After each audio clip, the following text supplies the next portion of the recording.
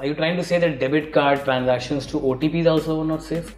I mean, is there a connection somewhere between debit cards usage online and debit cards being skimmed or credit cards being skimmed somewhere offline? There's a body called NIST in the US, which is in charge of all security used by the government of US. Right. I don't think there's a single government in the world that is as serious about cyber security, especially when the Russians ran away with the last elections. NIST is in charge. Okay, and when NIST says something, the world sits up and notices. Okay. So NIST has come up and said that you're looking at what we call authentication. Authentication means I give a password, I'm authenticating myself. So what they say is, why not have two different authentications? So if one is compromised, the other is not. So one is a password, one is, as you said, an OTP given, sent to your phone number, which is your PIN number. Okay. So that's why it's called two-factor authentication. Now my point is that NIST has said that if you send an OTP by a mobile phone, they don't accept it as one more level of authentication.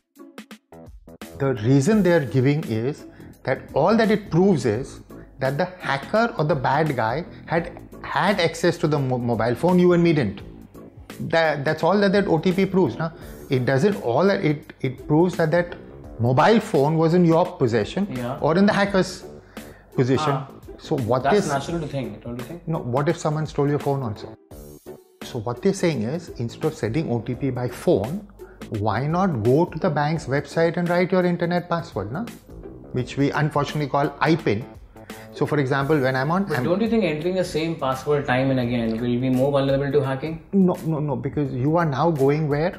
To the bank's website, writing a password down. Okay, so it's the bank's responsibility. So that's a password with the bank.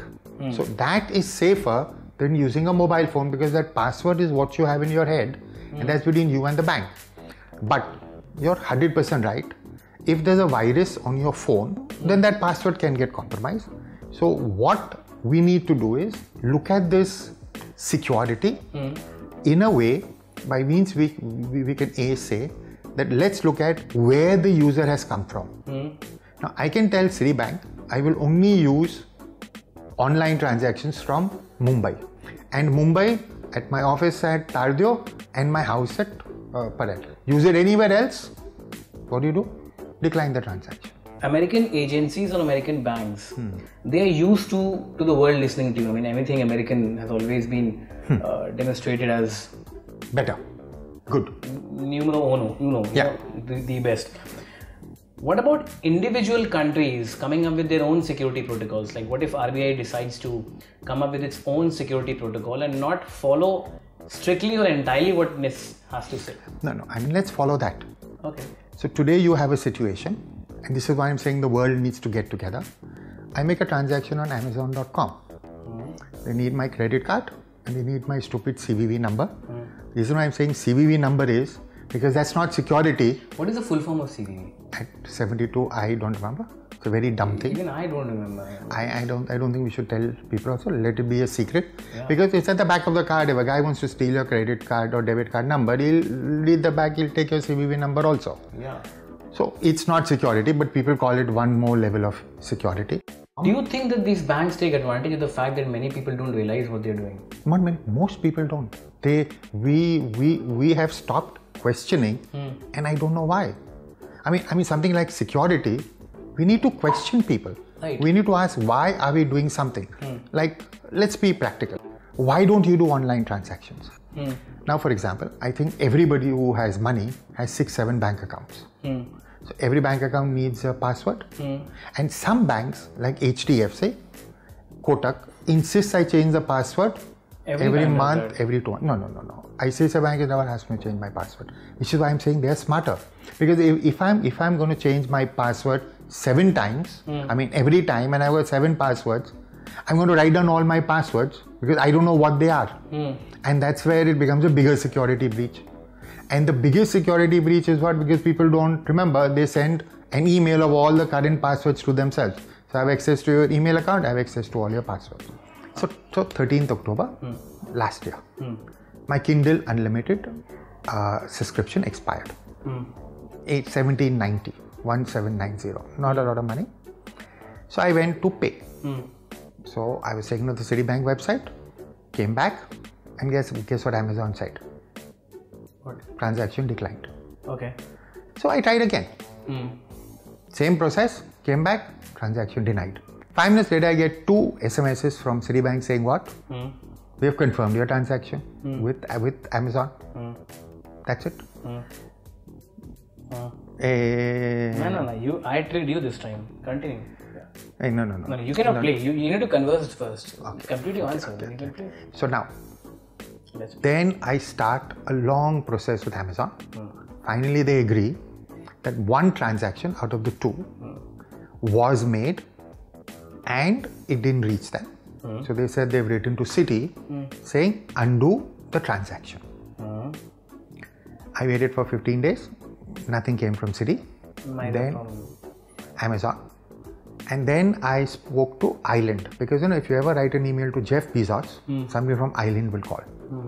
And I actually raised my voice at that Island guy because I hate it when people call me a fool. So the Island guy tried to explain to me that this is a block, it's not an actual payment. So I said, sir, it shows on my credit card statement that Citibank has paid you. It shows. So what did they say? He said, then you wait for a month. So I said, I've already waited for a month. Then he says, wait for 2 months. And then, has it still been resolved? So right now, I haven't got the money from Citibank, and Amazon has said very clearly, it's not our problem, it's Citibank's problem. And how much time has it been? October 10th, we had a February. It's been quite a while. Okay. Amazon says we didn't receive. Citi says you've given it to Amazon. So who's got the money? I understand. See, for a person like you who is rich, stinking rich, you smell of dollars at times. So, for you it doesn't matter. But for people who are not as rich as Vijayamukhi, they own an office in Tardeo. What about them? For them, this money could be a substantial amount. So where do you think people should go in online payments? What should they do? If I am doing a payment, making a payment, it fails. Whom should I go? Should I go to the should I go to the vendor? Should I go to the bank? Should I go to the merchant? Where? Other than going to Citibank, I have gone everywhere. And this is just an experiment. See, the problem today is it's 4,000 rupees and less. Okay. There is only place you can go to is the police, or you can go to court. But all this is, going to court is expensive. A lawyer will charge you more than 4,000 rupees. So today, the government, before going digital, should have realized that these things are happening. Okay, I'll take a loo break. Fair enough. You don't, मोहरे मत बदल लेना बीच में. No, you take a picture of it so I can't change it. It's okay, I trust you that much. Don't. I'll be back.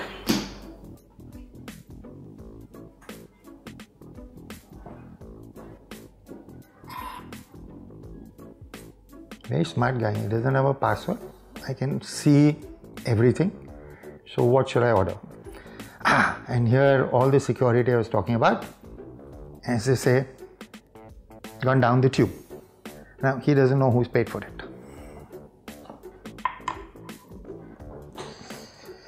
So, please sit down. I placed a nice order. You did? I did. What did you order? It'll come. Lots of things. After all, when somebody else pays, then... What do you mean somebody else pays? I don't have money. I don't know. You may not have money, but I'm not saying you paid. Maybe your Paytm account paid. Hang on, what did you do to my phone? I didn't do anything. You left it behind, so there was permission for me to use. So I used. That's it. You used my phone to pay the bill? Where's the proof? No, how did you do it? Nothing. You don't have a password, so anybody can use, because you don't have a 4-digit PIN. Now, most people have a 4-digit PIN of 1, 2, 3, 4. So try.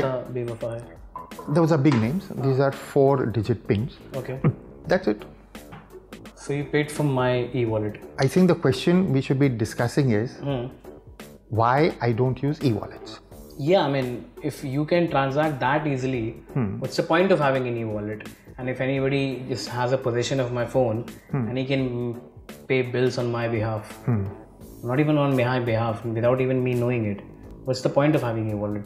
How safe are e-wallets? Give some gyan on that, na, chacha. We've been working with computers for millions of years, phones only recently. So security on phones is poor compared to desktop. That's our knowledge of security. Secondly, on desktops, you can either have Windows, Mac, or you can have Linux, Unix. Right. On the phone, you have iOS and you have Android. And if you want to show off, you have Windows. The problem with the Android OS is there's no one Android OS. Every manufacturer makes whatever changes. So the vaccine writer has a problem. He doesn't know which Android phone to use. So if you've got 30 manufacturers, you can call them 30 different operating systems. Right now, on my ATM, all right, on my Paytm, I have already saved a credit card. So that data gets saved with Paytm. Okay. So now you, right, are a waiter. Waiter means theoretically. And I give you my debit card. Okay. And you have a Paytm account. That's it. So what you do is you take the debit card and you put in what? The numbers, your CVV number, and register the debit card. Now you turn around and say, We're playing chess. yes, sorry. So now you turn around and say you want to put 10,000 rupees from that card into your Paytm account. Now, assuming it's a State Bank of India debit card, which is what I own. Now, when you do that, State Bank of India is not going to be stupid enough to do what? To just put 20,000 rupees or 10,000 rupees in your Paytm account. So they will send me. Me means the original person's phone and OTP. Simple? Right? Now, unless you don't key in that OTP which my phone got, you can't transfer money from my account. Right. So guess what you do? Because I sat in your hotel, you told me to fill up a form which says give me your phone number and you'll get a prize. You know, you ask to key in and they ask you for phone number. Never give phone number, because you will call me up saying that somebody is trying to clean out all your accounts. And to confirm that you are Vijayamukhi, we send you an OTP. Tell me that OTP, otherwise we are not responsible for what happens to your money. Okay. What will you do? You will get scared, you will give me the OTP. Right. And I will then open 20 wallets, key in your debit cards, and start keying in the OTPs. That's it. But isn't there a specific guideline which all the payment wallets, e-wallets, and especially the banks give us that if somebody asks you for your OTP or your PIN number, you should not give? But so they are playing their game. No. They are saying this is what we do. But imagine, I am not that educated. These banks keep saying something. Bolne do. You have called me saying, oh, all my money is going. What am I supposed to do? I get scared, na? Okay, let's keep the money part out of the equation. If I consider all the major e-wallets now, they have a common Chinese investor. Yes. Okay. Now, the other side is forget monetary loss. Aren't we exposing ourselves to the Chinese servers, like our database, our data, which our financial data, our transaction history, everything as a data is going to the Chinese servers, and these Chinese companies are coming back to India. So forget monetary compensation or monetary loss which we are making. What about the data loss or data exposure which we are giving to the Chinese servers? I use Paytm exhaustively. Okay. Now, so Paytm knows everything about me. Or for example, if I'm taking a tablet which diabetics take, the insurance company can ask Paytm simple request. Has Vijayamukhi bought any diabetic tablets? Yes. So when I now get reinsured, I can't tell the insurance company I don't have diabetes. Do you think that there should be a regulation in the way data is being exposed to the outside investors, if not India? Maybe there should be guidelines and regulations as far as e-wallets are concerned. And from here, as far as data is concerned, not only money. Yeah, there I totally agree with you, because a lot of people would like to value their privacy because they don't want anybody to know, including their wives maybe, what they are doing. Sometimes, for example, you're saving up money to buy your wife a car. You don't want her to know in advance. Some benign things like that to some serious issues, because if you have secrets where you're not breaking the law, that's what it is. But I think the bigger problem will be the fact that the government of India hasn't thought through this whole process. Let me explain. I give you 100 rupees, you give somebody else 100, he gives somebody else 100, the 100 remains 100. But if I give you 100 in your Paytm account and you transfer that same 100 to someone free charge, Paytm will charge you what? 2% exit load. 100 becomes 98. Now from free charge it comes to me, and I am a phone pay client, that 98 becomes 96. So money is losing its value. Okay. So today what's happening is, every time I make a debit card, credit card payment, there's an exit. There's a merchant fee, or there's an exit load. You're leaving the system. You have to pay. So what I'm saying is that because it's 2%, 3%, 4%, it's a pretty big amount. So if RBI can take the responsibility using taxpayers' money of printing money, then why can't RBI take the responsibility of not using a Visa or a Paytm or any other channel, but why can't they create the fiber optic cables? They have the computers, they have the infrastructure. Why should we let American, Chinese, or even private companies make money? So RBI, I am not saying the merchant shouldn't pay a 2% tax. I am saying let him pay to RBI and not to a foreign company.